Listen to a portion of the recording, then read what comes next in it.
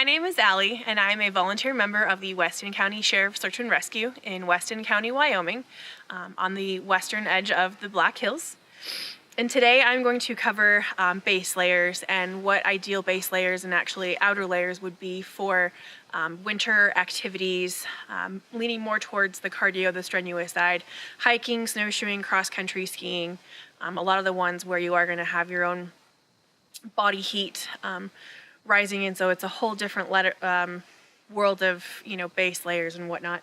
And these are also the ones that I pack with me as well when I am adventuring. I actually have an extra pair of fit underwear in case you do find yourself getting either too sweaty or if you're snowshoeing and you fall through a creek, extra layers to stay dry. Second, depending on the weather, if it's cold enough, I will actually wear wool socks just because a lot of heat gets lost through the bottoms of your feet. And they also help if your feet do sweat to help keep your feet dry that way as well. Second, I have a pair of base layer pants. These are fleece lined. They just add an extra layer of protection and warmth when you are out being active in the outdoors in the winter time. And then they also have a little bit of reflective stripes if this is ideal for wearing these actually as an outer layer. So they're kind of dual control. You can wear them for multiple. So when you are outdoors in the winter and you're actually being active, you are going to create a lot of heat naturally, and a lot of it does come from the body core. But in doing that, it also creates a lot of sweat sometimes. And so I do actually like to try to keep my core as protected as possible. So I will actually wear kind of like an under tank top. This one is actually, I got from a yoga company. So it is more for the active, moving back and forth and just not stationary, just to kind of add an extra layer of protection on my body core.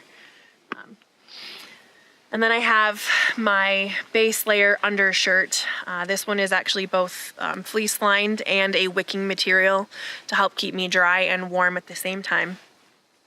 And so there are some situations where it's warm enough and I am active enough where this is actually all that I need. It's just everything up until this point. But that again goes what the weather is and what activity you guys are actually doing as far as how many layers you need. So this is what I like to have as far as like my essential base layers if I am going out in the winter. And then from here on out is kind of where I can build just depending on the basics of what I need for that day, how long I'm going to be out, the weather, and of course what my activity is. So going forward from just these base layers, I actually have a wool sweater that I do like to use.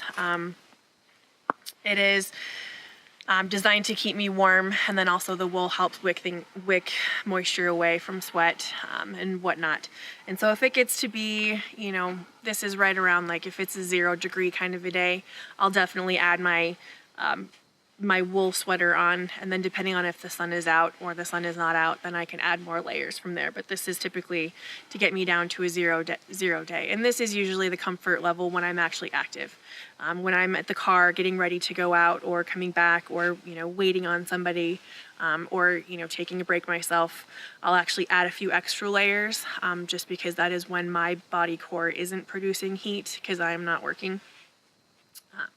So going on from there, I also have extra,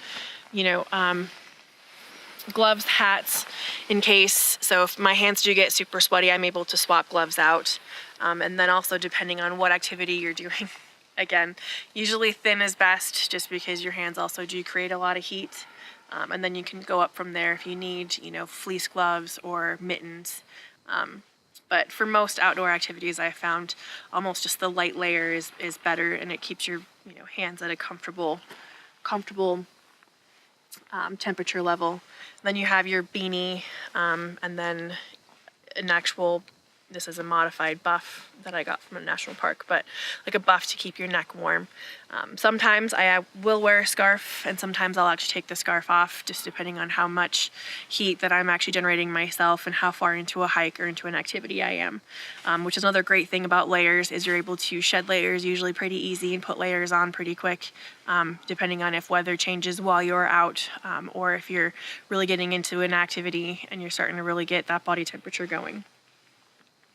So The last two that I have are extra down puffy coat, in case, you get out somewhere and you get stuck and you're not, body temperature is not keeping yourself warm. I will pack an extra down jacket just to make sure that I do have, a last little bit of insulation, but typically I won't find myself wearing, a down jacket while I'm actually doing something. It's just too much. It'll overheat your system and then you'll end up getting super sweaty, and that can lead into a bad mess. And then to protect from wind and rain and, if you're out ice climbing, waterfalls, I actually have my shell layer that is geared to keep the wind and the rain out, but it's also geared to keep the wind or the moisture in. So this one is just an absolute last necessity, only if I absolutely have to, just because, you might not be getting wet from the outside, but if you're sweating at all, it'll just keep it all in. So that's usually my last layer, but it's nice to have as a backup because sometimes you never know what situation you're going to find yourself in. And so that's kind of my basics as far as, base layers and then extra layers for when you are, outside in the winter again. So, hiking, snowshoeing, cross-country skiing, even backcountry downhill skiing, and whatnot, enjoying the winter. I am Allie. I am an active volunteer member of Weston County Sheriff's Search and Rescue in Weston County, Wyoming, on the western edge of the Black Hills. And you can find information about us on Facebook on the Weston County Sheriff's Search and Rescue Facebook page.